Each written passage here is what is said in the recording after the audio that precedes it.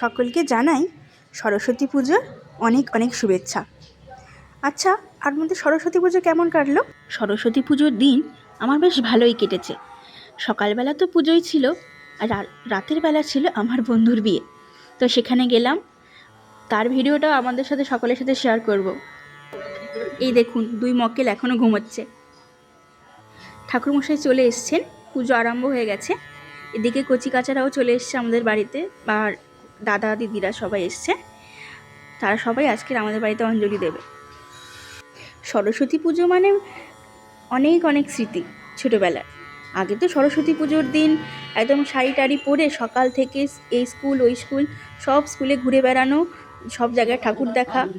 এখন আর সেসব হয় না, আমরা বড় হয়ে গেছি। পরে বাড়ি ফিরে এসে মা করে রাখতো গরম গরম খিচুড়ি খেতুম। তারপরে বিকেল থেকে শুরু হয়ে যেত গোটা সিদ্ধর জোগাড়।